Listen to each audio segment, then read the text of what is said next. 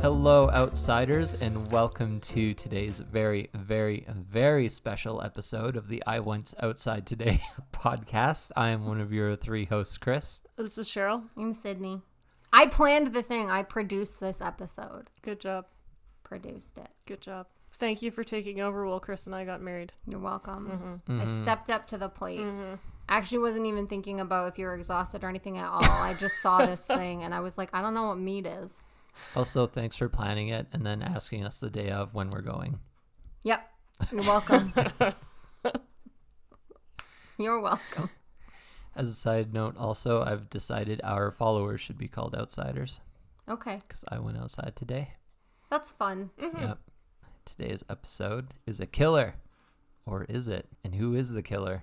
That's right. In today's episode, we took part in a murder mystery. This time, it was all three of us, not just Sydney griping and complaining all by herself. Yeah. She produced this somewhat by herself. 100% by myself.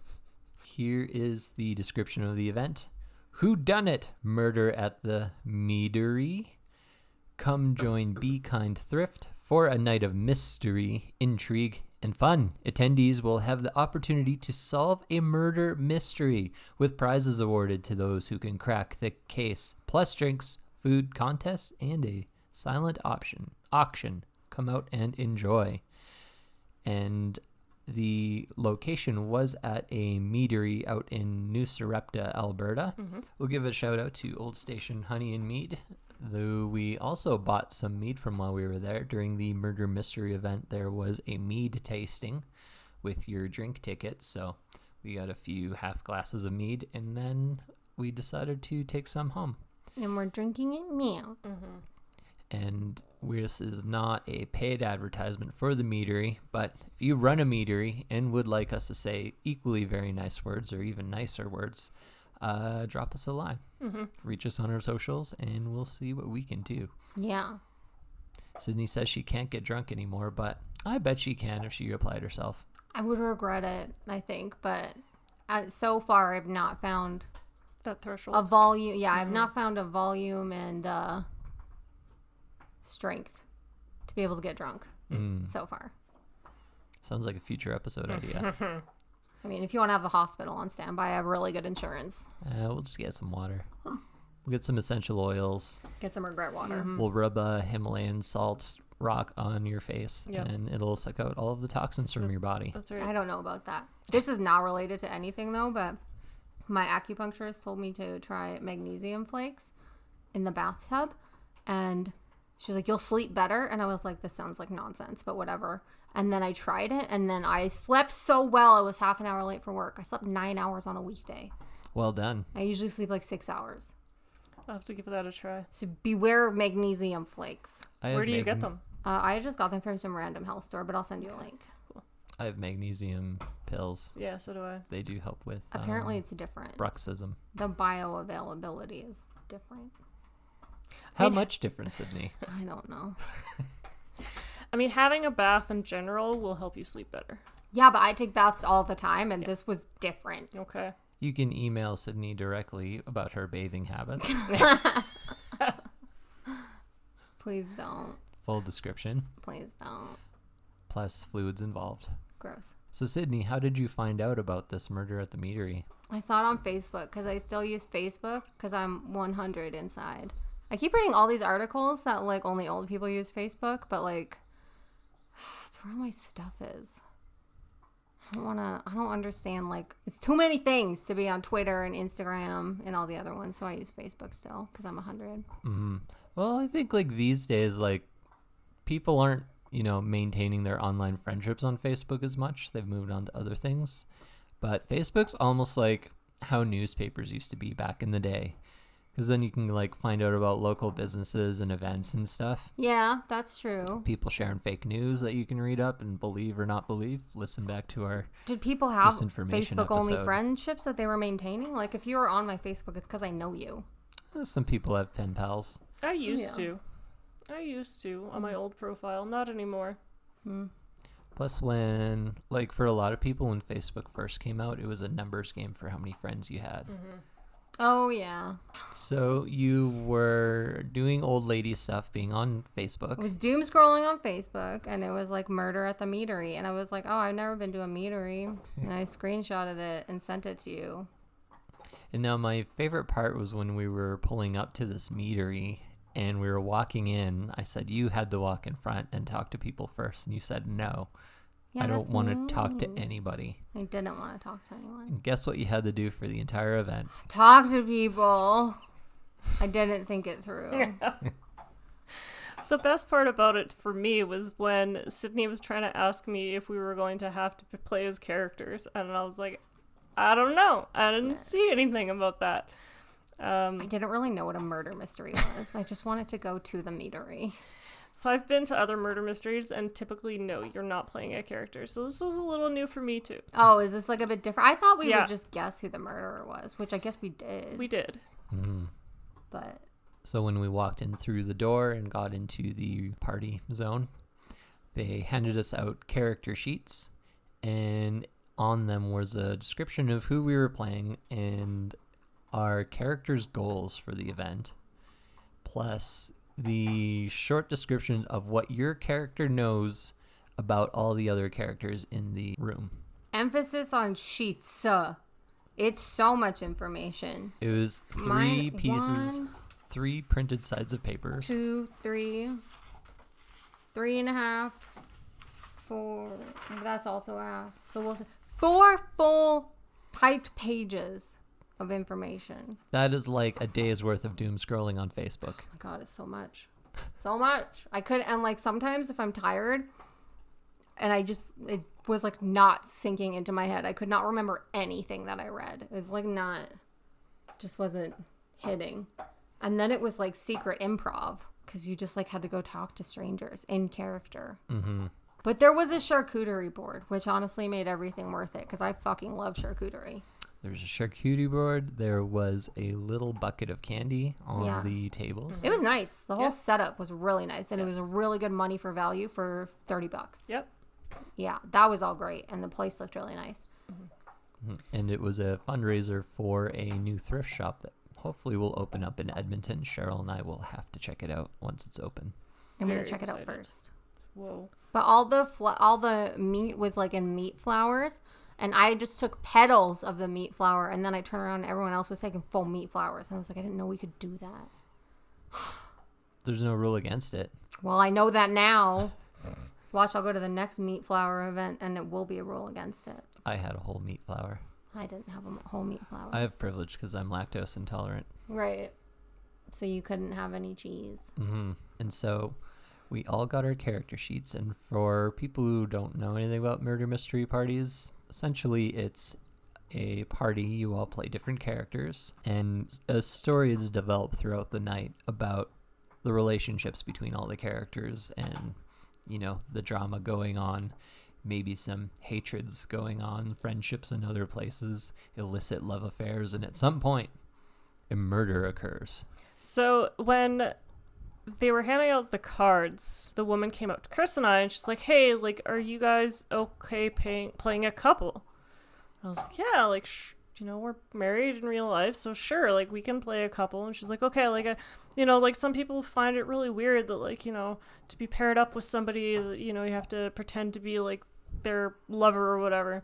So anyway, I got the sheet, and I'm reading through it, and I realize that they've given me the character sheet for the sister of Chris's character.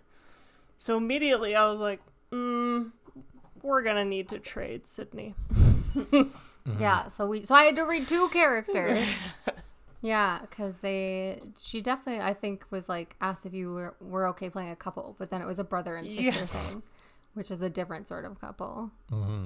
So that was funny. But then it made it easier for me because I was like, that is my brother, so Yeah. this is easy. Yes. Yeah, that was funny though. It was very funny. So my favorite running joke throughout the night was whenever people were talking about how confused Sydney seemed, I would was just tell people that Sydney or your character Irene just wasn't feeling like herself tonight. And then everyone would laugh. Every person I told it Oh to. my god, that's so dumb. That's silly. I'm just like deer in headlights. People would just start talking to me in character, and I was like, ah! I was like, I think you're supposed to just say yes. So then I'd be like, yep. I also like how the character sounded very much like you when you were younger. I think I thought it was going to be like Clue, but I've never played Clue, so... You've never played Clue? I've never played Clue. Wow. That needs to be an episode. We owned Clue. We too, owned as Clue. kids. Well, Did you guys we? own Clue. Yeah. Oh, I remember playing Mousetrap. I never played Clue. But, like, in Clue, you don't have to act, right? The acting is what threw me off. No, in Clue, you do not have to act. You could if you wanted to, but... It'd be weird. Well, anyway, that's what threw me off. Mm. I could not really keep the thread of what was going on. And also, I feel like I didn't have as many goals as you. You had all these goals. I had no goals. I was the party planner. Yeah, so you're Irene, the party planner. Yeah, so I just literally walked around being like, I planned this party. Good job. And then everyone was like, you hired me. And I was like, yep, you're doing a good job. And you were also my in-game older sister. Yeah. Role reversal. That's fun. I was the older sibling. And you didn't even take advantage of it. No. I still pestered the heck out of you. Yeah, and apparently shit talked me to everyone. I also got distracted by the silent auction, though, so I was not as invested as some other people in the in-game play because I was trying to win a gift basket. Yes. Well done, Sydney. I lost, so Maybe we should have a future episode where you just go to an auction house. maybe. I did get pretty competitive. Yes. It's fine. Cheryl, do you remember the character you played? I was Francine Thorne, and I was the quote-unquote cousin of Chris and Sydney's characters. Yeah, so you demoted yourself from Chris's sister to his cousin. You know what? It's fine because, like, part of me was wondering, because, like, at least with Chris's character, they hinted that he had gone to take a vacation. And the fact that I wasn't his real cousin, part of me was kind of wondering if, like, maybe something had gone on. Like, he Right. was supposed to, I was sitting by his bedside. Like, when I read that note, I was like, oh, fascinating. Like, none of my cousins would sit at my bedside if I was dying, so, There you go. yeah. My character was Richard den Waldern. I was the youngest of the three siblings. Sydney was my older sibling who was running the event as the party planner. Yeah. The oldest sibling was somebody named Rose, and so we all had like different goals for our characters. My particular goal was to talk to my older sister Rose, because my character's backstory was that I had gotten cut off from the family money. My job was a philanthropist and I wanted to help children, but apparently asked for too much and decided to, as a way of acting out, I guess this is called like unintended suicide, intended unintended.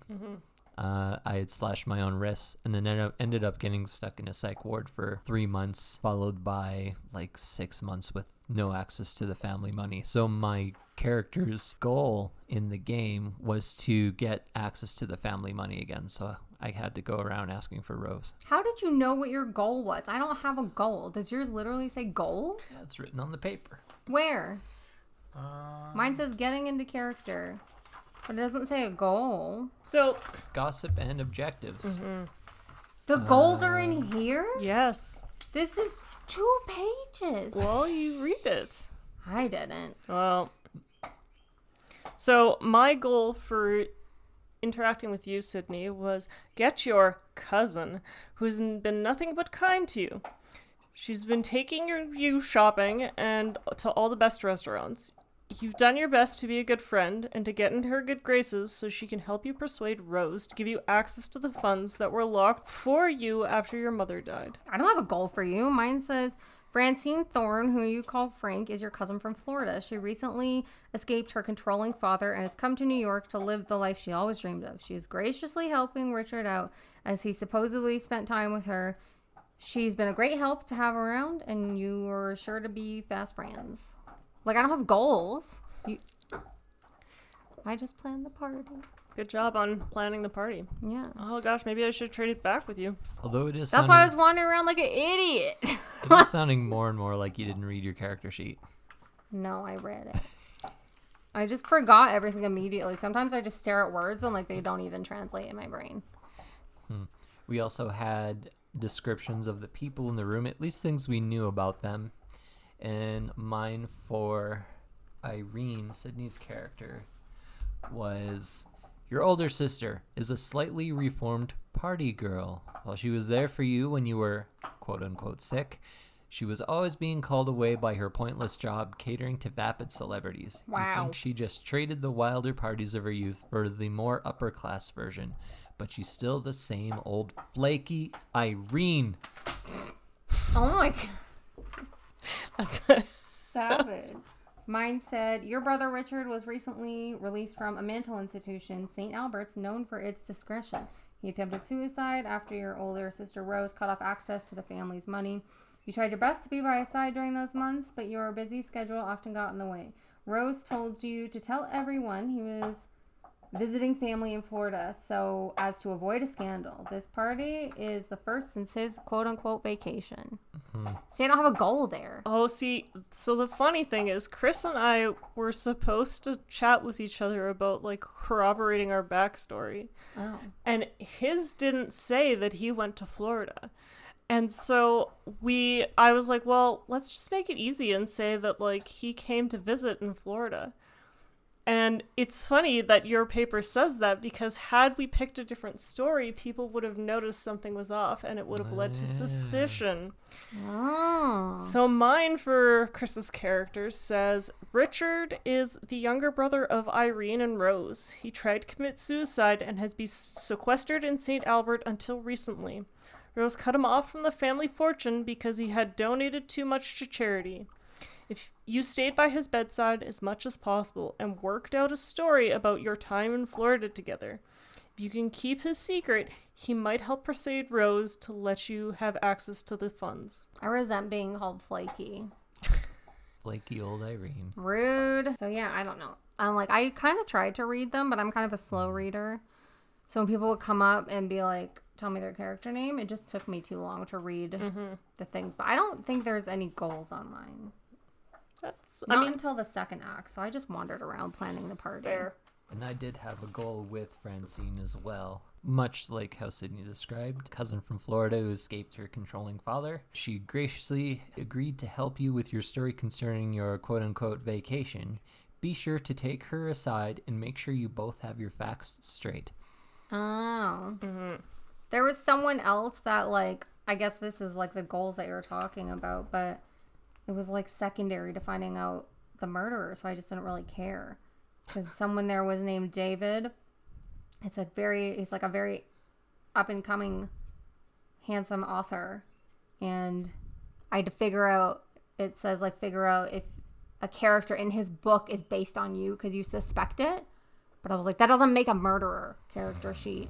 Mm-hmm. Here are solved crimes, right? Mm-hmm. Not stupid little mysteries. So maybe I just didn't understand how murder mystery works. My favorite part was at the start, and you're like, well, who's the murderer? Are you the murderer? And because my character of their backstory, I was like, no, I couldn't be the murderer. I'd never kill other people. That was dark. Super dark. But also, there's like, there's like 20 characters. This is like a big thing. With a sentence for each character. Or multiple sentences. So yeah, I just wandered around like an idiot for most of the night. There was probably like parts where you had to collude with people and they're like, yeah. And you're like, uh-huh. Yeah, pretty much. We got to collude. And you're like, I'm Irene. I planned this party. I didn't collude with anyone. And then like someone was supposed to be my best friend. And then I went up to her. No, Ashley was supposed to be my best friend. Oh, that's right, Ashley. And so when I found her, I was like, Ashley, my best friend. And she was like, you stole my man. And I was like, just really escalated. And then I didn't want to talk to more people after that. My favorite part was, so apparently I was living with your older sister, Rose, and it's not written on my sheet. It does not say that I'm living with her, and I only found out I was living with her when I tracked her down and started talking to her, and I was like, oh, fascinating. Oh, yeah, I tracked her down, but out of character for a drink ticket, so I didn't collude with her at all. Well done. Yeah, it was also amusing. Like, there's facts. So you have facts that you know about the other characters.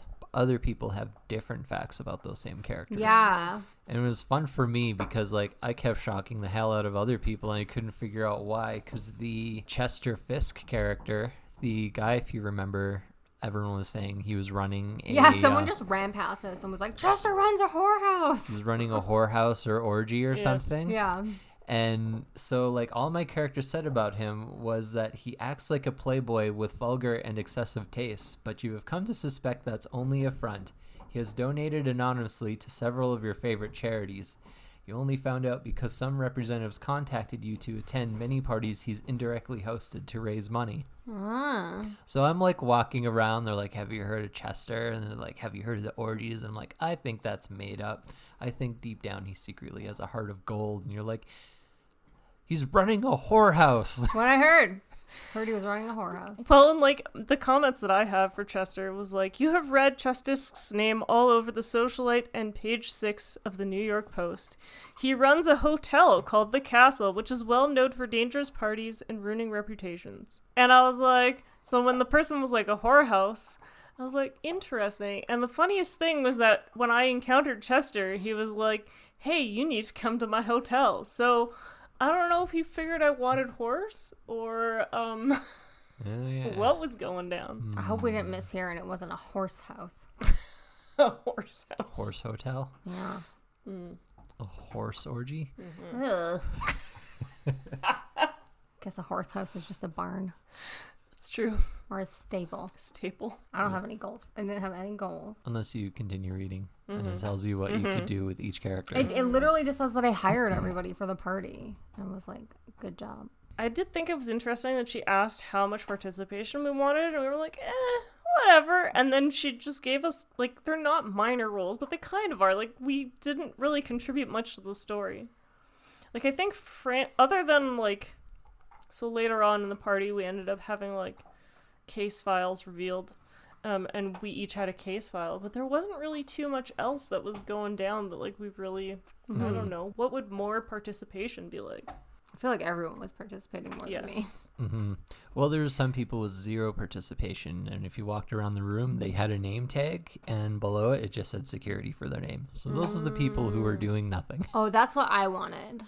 Because I just wanted to chill and drink the mead and eat the cheese. Well, then you should have told her that. I didn't know.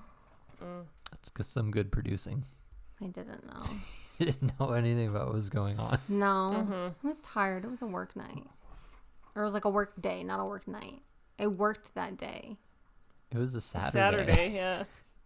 I have no idea what was going on with me then. We didn't go on Friday? No. Oh. No. So like Cheryl had alluded to earlier, after the initial part where we go around, talk to all the other characters, try and get our little mini goals set out of the way, partway through the party is the murder. Oh. The murder. So funny thing. I may have misheard her.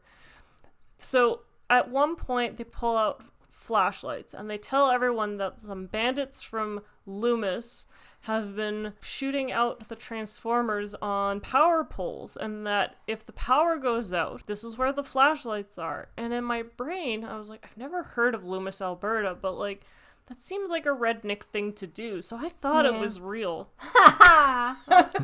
And then one of the people hosting came up and was like, nah, it's not real. I was like, okay, good. Oh, you're waiting for real bandits to show up. So the reason why I didn't hear that it wasn't real is because she didn't say it. Yes. But after she said the part where bandits were shooting out power transformers, she just did the winking motion, like really obviously. But if everyone who looked away after she said that or wasn't even looking at her at all wouldn't know. So yeah, at that point, at that halfway point, they also took the mead tour. The mead tour. They took us back into the meadery area, where he showed us his big vats of berries and his rhubarb. So a bit of a backstory on what happened. So they had an old fire hall and they decided they were going to decommission it and build a new fire hall. And he was like, well, you can't just decommission this building. Like, it still works. And so they were like, well, you figure out what to do. And that was how he started the meadery. So it is in an old fire hall, which is really kind of cool. That was cool. Yeah. I really like just the venue. It was cool. Yes, it was very cool. Sorry for any audio issues right now. I should mention that our dog is chewing through his chew antler. Mm-hmm. And it's pretty much going to be the quietest he's going to be. Yes. So we'll let him continue doing it. That is correct. So yeah, they took us back, gave us a little mini tour of the meadery. Mm-hmm. They gave us the backstory. The man has a lot of love for mead and making mead. Mm-hmm. He has his own bees that he was saying that I think each bee produces a teaspoon of honey. So the amount of honey required to make mead is like way more bees than you can possibly contemplate. And he alluded to the mead being, he's like, that's why the mead is as expensive as it is. And we're like, oh, this could be some pricey mead. Yeah, so we've got 2 bottles in front of us. We've got a Saskatoon one, and then there's a raspberry one we haven't opened yet. And yeah, the regular sized Saskatoon one, which is like, I don't know, it's a regular sized wine glass or wine bottle type, 750 mils. It was only $26. It's not that expensive. And for like something homemade and local, Yeah. I think you could raise those prices, mead guy. Mm-hmm. Once the tour was out, they brought us back out into the main murder mystery party area. And that is when the murder victim got murdered. Who was also played by the guy who ran the meadery and was quote unquote bartending. Yes, as a matter of fact, one of the people called out, but how do we get more alcohol? It was very entertaining. So it was that point that we were given our secondary sheets about what we were going to do at that point. We kind of had a new set of objectives. I know for me, it turned out that the murder victim had documents on me and my family in the safe. Stuff that we shouldn't let get out because it'll cause a scandal. Mm-hmm. So Yeah. at a sneaky point, I went up and I read the files, and then I slowly backed away from the rest of the group and shuffled them in with my character sheets and just left. I also stole my file sheet that was in the safe and just hid it behind a board. Until you guys had done that, because I noticed Chris doing it, and I was like, can I do that? And so then he's like, I mean, why not? I was like, okay. So I went back and did it. Yeah, I put it back at the end of the night when the murder was solved, but I know we've got a few of the case I files kept here. mine. Yeah. It's fine. I just hid mine somewhere there. Yeah. Goodbye, file on me. I mean, mine just has said, hide the information or play it down. So Yeah. I was trying to do both of us a solid because I think mine says like protect the family. I protected the family more than you did. I protected myself because someone was already reading your file and I was like, too late for that guy. I got mine, and I got our older sister Rose's. No, I hid mine. You're just looking out for numero uno. Just looking out for me. Mine wasn't anything too crazy. Like, obviously I'm not who I say I am, but like, that's about it. Although this one table seemed to have it out for me. Like, they were convinced that I had to be the murderer because I was like faking whatever. And I was like, I don't know. Murder nobody. Yeah, I had better things to do with my time. I wanted money, not murdering a random guy behind the bar for no reason. Yeah, exactly. Also, it was a stabbing and women don't usually stab. That's true. So, as part of my Act 2 goals, I was supposed to make friends with the lawyer because he had information that could expose me, but the information was so weak. So apparently, the real Francine was using her credit card still, which, like, you could just argue that somebody stole your credit card. Like, I don't know. I feel like that's a little odd. Plus, the way they make this whole thing sound, it's like stuck between 2 time periods, right? Because, like, they didn't have credit cards in, like, the 1800s, 1900s, but at the same time, like, it's like if people are reading the newspaper, like, I don't know. I feel like they don't really quite understand what's going on. Like, a socialite gathering. Who has a socialite newspaper?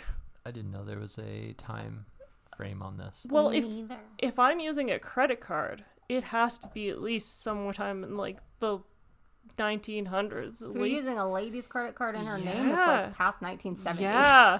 Like, it feels like it's gotta be more recent. But did you feel like the language was like old timey? Yeah, a little bit. Because, like, again, like, it kind of feels a little strange to have like a socialites party. Like, who calls it socialites anymore? Oh. It's like celebrities or bigwigs or like, The social elites. yeah. Ooh, like a Jeffrey Epstein party. Ooh. Oh, we went to a Jeffrey Epstein party. Oh, You planned it. sorry. Yeah, because one of the person was running a blog. Yes. So that's definitely like Recent. post 90s. Yeah. So then how could we, I don't know, whatever. It's just really strange. Like, So you just felt like it was like, haha, yeah, rapscallion, but then it was like set in the 2000s. yeah, or at least maybe it was because people themselves felt a little strange because, like, I don't know, maybe I don't go to too many of these parties in real life, but, like, I've never gone to a party where they've called a woman, which my character is, a debutante. Like, what the hell does that mean? Southern culture. Yeah, You could be a debutante today, but in the South. I see. Yeah. So in Florida, So she's a it, debutante. like regional issues, I think Okay. is, yeah. Because I'm pretty sure debutante's still a big thing in some places. All right. Yeah. Just looking it up along the line right now. So debutante or deb is a young woman of aristocratic or upper class family background who has reached maturity and as a new adult is presented to society. And do debutantes still exist? Debutante balls are still well and truly alive worldwide, and one of the most well-known events in the UK is Queen Charlotte's Ball, founded in 1780 by King George III in honor of his wife, Queen Charlotte. Interesting. So they still got debutantes. Weird. It's not like a thing here, but like it's like a Southern thing, I think. Yeah, I guess. Or a I'm- UK thing. Or a UK thing. Yeah. But not here. Well, I need to, I guess, renounce my British heritage then. Just going to look up Edmonton debutantes while you guys continue discussion. Fun fact: there's somebody who calls themselves the Edmonton Queen, but they're a drag queen. Okay. Yeah. Fun. Is she in any way related to the Queen of Canada? Ooh, that I don't know. I don't think the Queen of Canada is a drag queen. No. Probably not. But you know, like, all the aristocracy likes to know each other. Don't we have a boat called the Edmonton Yes, Queen? we do. All I can find is that there's a sketch comedy group in Edmonton called the Debutantes. Well, there you go. Ooh, and we have a ball. Vampire balls passed by, but one year I'd like to go. It's just really expensive. And we have a Scream Queen in Edmonton too. Oh yeah, that's right. In Edmonton Oh, we do have a debutante Society. in Edmonton. The Johann Strauss Ball. The next one's on February 4th of 2023. And if you want to go for the podcast, Sydney, it's only $245. Yeah, but then you're gonna have to like get dress and stuff. It's true. The dress code is ladies Formal. have to wear floor-length ball gowns. Gentlemen, tuxedos, tails, or uniforms with decorations. Do you know how much a floor-length ball gown for a plus-size woman that's gonna look good is gonna cost? Yes. We're talking like minimum $300 to $400. Yes. Cheryl correct. knows exactly. Yeah. Why so specifically do you know that? Because the wedding dress. Your wedding dress? Yeah. But you're not plus size. No, but But a floor-length yes, formal floral dress. correct. Yeah. It's expensive regardless of size. It's just with plus size, it's I usually know, more expensive. yeah, I know regardless of size it's expensive, but Yes. also like if you want like arms covered and stuff like that, like common plus size girl issues, it's just Yes. like astronomical. Oh yeah, yeah. I and mean, like most of the cuts don't look good, and you probably are gonna want a corset. I was gonna say you're probably gonna have to do a custom dress if you're plus size. Mm-hmm. So not a Southern thing. Well, You were just never invited to the I debutantes guess ball. I was just never invited. It's okay. Neither was I. We're not really high society. We are not really high society. We're slumming it. We've got a mixed breed dog. I mean, we don't. There's nothing fancy about us. I don't like breeders and purebred dogs and all that though. Sorry, I'm just gonna say it openly. I don't like it. I think it's weird. His that's breed fair. is the Canadian Sighing dog. I like the shelter that I volunteer with. All the breeds are just like dog. Dog. It's Mixed dog breed. shaped. Do you want him? Part 2 of the party just sends you out to talk to everyone else again, and the goal is to figure out who did the murder. You talk with everyone, and you know, in parts of it, you have to like cover your own tracks if you're slowly becoming a suspect. The other part is trying to figure out who it was. And so they've given us all sheets, who did it sheets, to write down your character's name and the name of the guest or player who you believe was responsible for the murder. Plus, for prize purposes, they also had a spot for you to name the guest or player who you feel did the best job acting in character, and the name of the guest or player who you feel had the best costume. Hey, you only have a copy of that because I'm socially awkward. Good job. Because that's the extra one that I got, and I was too scared to tell her I already had one. You know, another person would have said, you only have a copy of that because I am the producer of this episode. I produced it. Good save. Good job. I voted for myself for a costume. But you were just wearing all black. I know.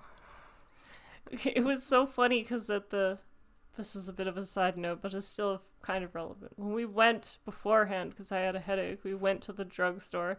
Chris is wearing a long red leather coat, and Sydney is dressed in all black, and I'm the only one who looks like I fit in this town. And we walk into the drugstore, and right away, or into the convenience store, and right away they're like, "Oh, you're not from here. What are you here for?" Chris and I always give us away. We don't look like we're from a small town. You're always so paranoid whenever we show up at a small town, and Because you're people like, know. people are gonna know we're not from here, And they like, talk shit about us. Like that time we went to Big Valley, and they were like, them city folk. That's To be fine. fair, it's because we went there during COVID. Well, it wasn't like COVID yet. It was like pre-COVID. It was It was mid-COVID. It mid-COVID. was the Baby summer of COVID. COVID.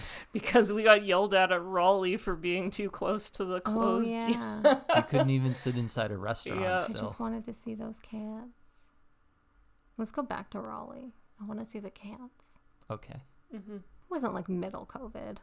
It was like, It was because the guy at the freaking museum was yelling at you about how everyone was rocking the runway against the arrows and masks. oh yeah, the and- arrows were out.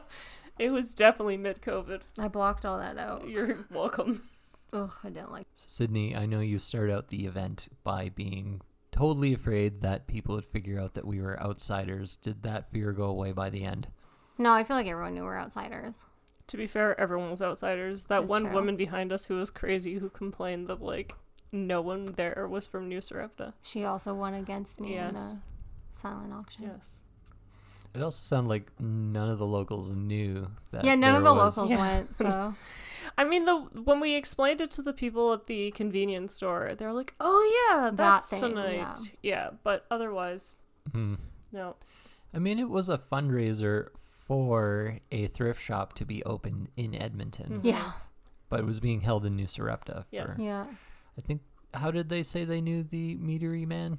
I think it was just that it was a cheap venue, right? Mm. No, I 'Cause think it's- one of the people on the thrift. Oh, I think one of the thrift people lives in New New Sarepta. Sarepta is on like the city yeah. council. Because you or could something. commute. Yeah. It's like, it's only 40 minutes from the city. Yeah. And the houses are massive. Yeah. Except the old haunted ones that I told you could totally make $1 if you went up and knocked on the door. It's not enough money. So did your fear of being viewed as an outsider dissipate at all by the end of the day? No, but that's just sort of constant in the background for me, Mhm. so. No. Sad. Just a steady ebb and flow of fear. If Mm. you're ever wondering what's going on in my brain, Mhm. just fear. Mhm. That's fair. Just a fear river. Mm-hmm. Anyway, moving Now on it's a from sad your episode. sad river of sadness Yeah. and fear. Yeah, went around, talked with people, Mhm. finished off our final goals, and everyone got their own sheets that we previously described there, where we had to write down who we thought the murderer was. We handed them into the event runner, and she tallied up all the votes for who the murderer, or Who was the suspected murderer yeah, versus who was the actual murderer? So they did have a murderer figured out, but maybe it's just because I've done a lot of these sorts of things, but I overcomplicated things because the actual murder was way too obvious. That's very on brand for us Yes, to correct. overcomplicate the Yeah. puzzle, though. Because, like, I was like, nah, there's no way it's this guy. Like, it's got to be this other guy. And it turned out to be him. And I was like, well, wait a second. What the hell? Like, that makes no sense. Like, it just seemed too obvious. And apparently it was... But that's like us in an escape room. We literally Yeah. got tripped up on every red herring when we went to the escape room. That's true. well, that And- was you. But they never gave us like hints when we used our hints. He would just be like, "You're way overthinking it." Like every time, that was always the hint. You were trying to decode binary ones and That zeros was your into mom. writing. That wasn't her. No, that was my idea. But then my mom's better at binary, so I was trying to. It was my idea, but I tried to get her to do it because I'm not as good as binary. Oh, well, there you go. Binary is a really obvious code that I just assume everybody knows. No. It said nothing in binary. Yes. Didn't make anyway. So yeah, I mean, I didn't even get a chance to overcomplicate it. The actual murderer was a person who I didn't get a chance to talk to, because there's just so many people there. Yeah. I did find it like hard because all the people you're supposed to talk to, they're usually engaged in conversation of some sort, so you're waiting for their conversation to end so you can get your character goal over with. They sort of miss out on talking with everybody. Yes. My only goal in the second act was make sure the party runs smoothly, and it was running smoothly, so I didn't do anything. The Good job. The charcuterie table ran empty. I think you should have did something about that. Whatever. Whatever. I was only in charge of the fake party, not the real party. They announced the murderer, they explained why, and at the end they just sort of wrapped things up with announcing the winners of the silent auction that Sydney was... That was her real reason for That being was my there, real apparently. goal.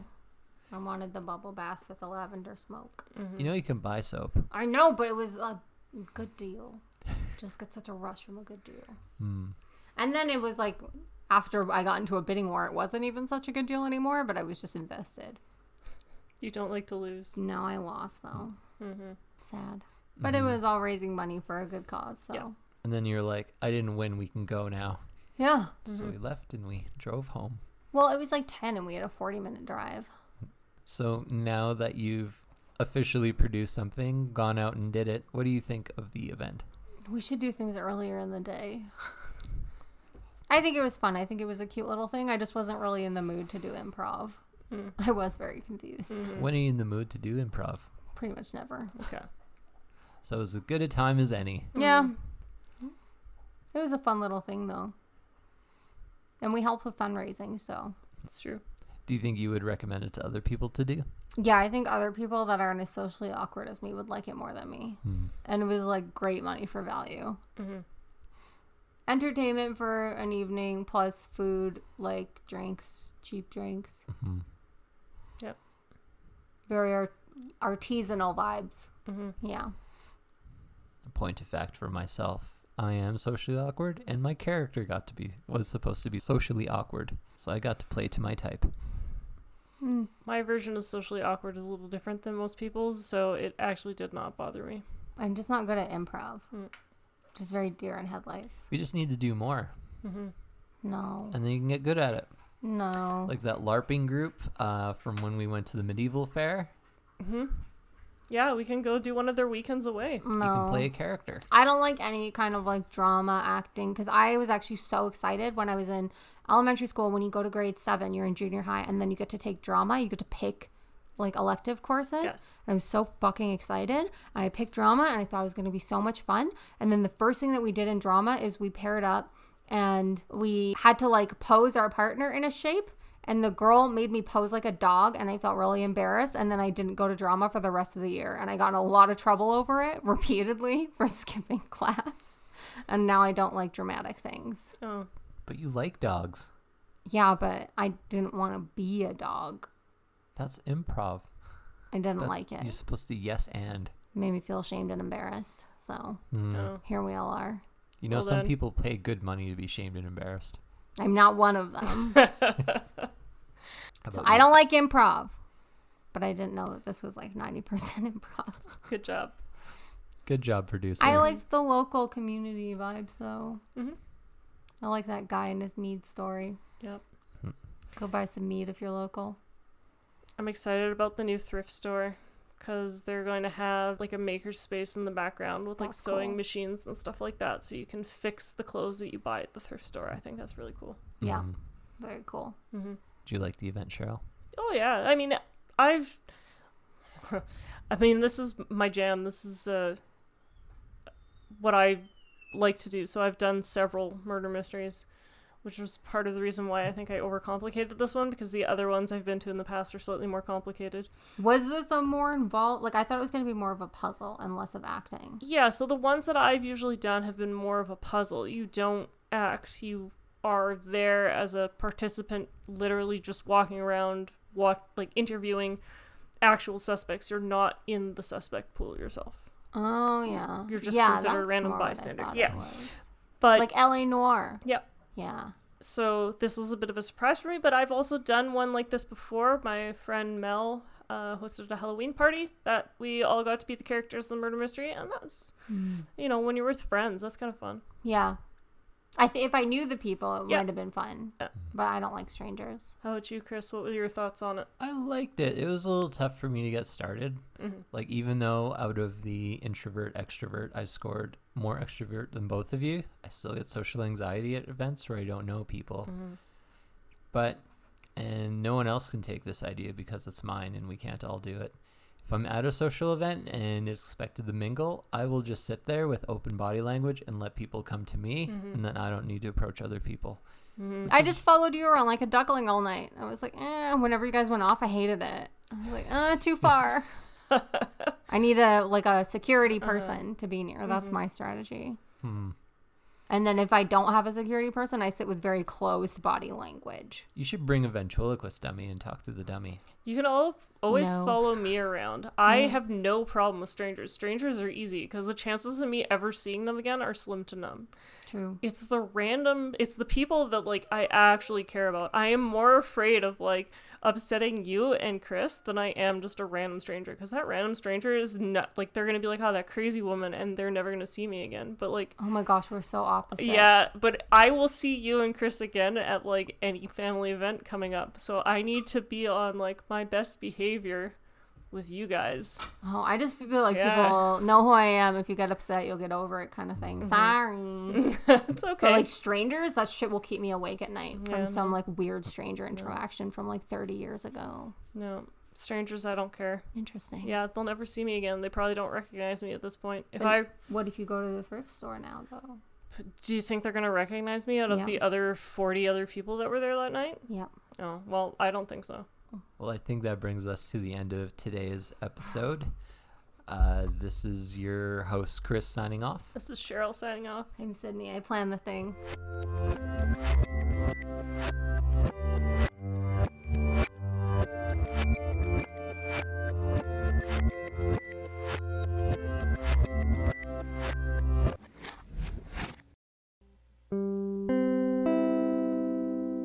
Thanks for listening to this very special episode of I Went Outside Today. If you have comments, compliments, or just suggestions of what Sydney should take part in, send them to us on our I Went Outside Today Facebook page or by email to iwentoutsidetodaypod@gmail.com. Also, if you could give us a positive rating and review wherever you listen to your podcast and share us with your friends, we would really appreciate you helping our small podcast become a little bigger.